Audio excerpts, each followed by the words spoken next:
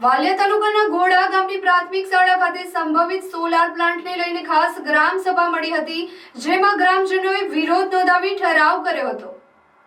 વાલિયા તાલુકાના ગોડા ગામની પ્રાથમિક શાળાના પટાંગણમાં સરપંચ મનીષાબેન વસાવાની અધ્યક્ષતામાં સોલર પ્લાન્ટના મુદ્દે ગ્રામ સભા મળી હતી, જેમાં અગાઉ સભામાં થયેલા વાતચીત અંગે ચર્ચા વિચારણા કરવામાં આવી હતી અને સોલાર પ્લાન્ટ રદ કરવા ઠરાવ કર્યો હતો.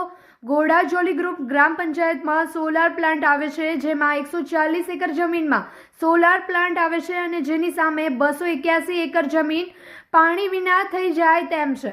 આ અંગે ઉચ્ચ કક્ષાએ રજૂઆત કરી હતી અને મળેલી ગ્રામ સભા અંગે ટીડીઓ મામલતદાર સહિતની કચેરીઓમાં પણ જાણ કરવામાં આવી હતી. તેમ છતાં અધિકારીઓ નહીં ફરતા ગ્રામજનોએ રોષ ઠાલવ્યો હતો અને શું આ ગામની અધિકારીઓ અને પદાધિકારીઓએ જરૂર નથી તેવા સવાલો કર્યા હતા. મારું નામ મનીષાબેન સંજયભાઈ વસાવા છે. હું ઘોડા ગામની સરપંચ છું. આજરોજ અમારા ગામમાં સોલર પ્લાન્ટ નાખવાની જે વાત હતી તે બાબતે ગ્રામસભા રાખી હતી, જેમાં અમુક ખેડૂતોને નુકસાન થાય એવું છે. તો આ સોલર પ્લાન્ટ અમે એકદમ કેન્સલ કરવા માંગતા છે. ગ્રામજનો સખત વિરોધમાં છે, એટલે ગ્રામસભા થકી આની મંજૂરી આપવામાં આવશે નહીં. આ ગ્રામસભામાં જે મુદ્દા લીધા છે એ બાબત પર ઠરાવ લઈને અમે આગળ વધીશું. પણ આજની આ ગ્રામસભામાં ઉપર લેવલથી કોઈ અધિકારી નથી આવ્યો, તો શું આ ગામની જરૂર નથી એ લોકોને આવનારા ભવિષ્યમાં? આ ગામ દ્વારા પકવવામાં આવતા અનાજ, આ ગામ દ્વારા પકવવામાં આવતી શેરડી ને એ બધાથી જે કંઈ એનો બાય પ્રોડક્ટ બને છે એની જરૂર નથી એ લોકોને? આવું ને આવું રહેશે તો આવનારા ભવિષ્યમાં જે 5મા ધોરણ, આજે આ પ્રાથમિક શાળામાં હું છું, 5મા ધોરણની સામાજિક વિજ્ઞાનના પહેલા ચેપ્ટરમાં આવે છે કે ખેડૂત પ્રધાન દેશ છે. આ ભારત દેશ એ ખેતી પ્રધાન દેશ છે. આવનારા ભવિષ્યમાં આવીને આવી ખેડૂતો પર તકલીફ પડીને તો આ દેશ ખેતી પ્રધાન નહીં રહેશે, અને આવીને આવી તકલીફ પડી તો આવનારા ભવિષ્યમાં કોઈ ખેડૂતનો સાથ સહકાર નહીં આપશે. આજે દરેક જગ્યાએ, દરેક વ્યવસાયમાં ડૉક્ટર એના છોકરાને ડૉક્ટર બનાવવા માંગે છે, વકીલ એના છોકરાને વકીલ બનાવવા માંગે છે. પણ આ તો અમારા બાપ દાદાનું સારું છે કે સાથે ખેતરે લઈ જતા હતા અને અમે ખેતી કેવી રીતના કરી તે જોઈ છે, તો અમને ખબર છે કે ખેડૂતની વ્યથા કેવી હોય છે. બાકી અમે હો કહેતા કે પપ્પા આપી દેવાની જમીન એ કાં લાગીને પાવડા માર્યા કરવાના, પણ એ પાવડા મારતા છે તો તમે આજે ખાતા છે, તો તમે આજે બોલતા છે ને તો તમે વિરોધ કરતા છે.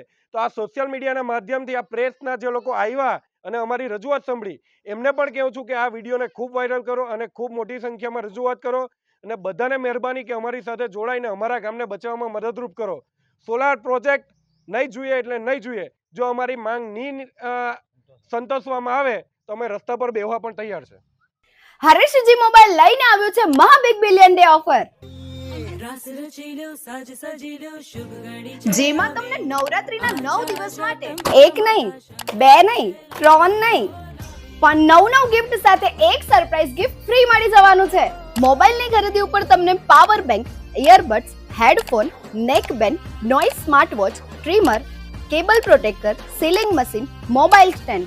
ઓનલાઈનમાં તમને કોઈ ગિફ્ટ નહીં મળે, પણ હરેશજી મોબાઈલમાં ઓનલાઈન કરતા સસ્તું અને સાથે 9 ગિફ્ટ ફ્રી મળી જશે. અહીંયા તમને credit card, Bajaj finance, home credit, HDFC card, IDFC card વગેરે કોઈ પણ ક્રેડિટ કાર્ડ કે ડેબિટ કાર્ડ પર 5 to 20% સુધીનું કેશબેક પણ મળી જશે. 0% ડાઉન પેમેન્ટ, 0% પ્રોસેસિંગ ફીસ અને 0% ઇન્ટરેસ્ટ, એટલે કે 000 સ્કીમ. ફક્ત ₹1 આપી મોબાઈલ લઈ જાઓ. આ ઓફર 20 સપ્ટેમ્બર થી 2 ઓક્ટોબર સુધી વેલિડ છે. ખાતરી ના થતી હોય તો આજે જ ઓફલાઈન અમારી શોપ પર વિઝિટ કરો. Hareshji mobile near Madhuram party plot, bank of બરોડાની સામે, જાડેશ્વર રોડ, ભરૂચ. તો કેમ છો ભરૂચ? નવરાત્રીમાં ઇલેક્ટ્રોનિક્સ વસ્તુ લેવાનું વિચારી રહ્યા છો?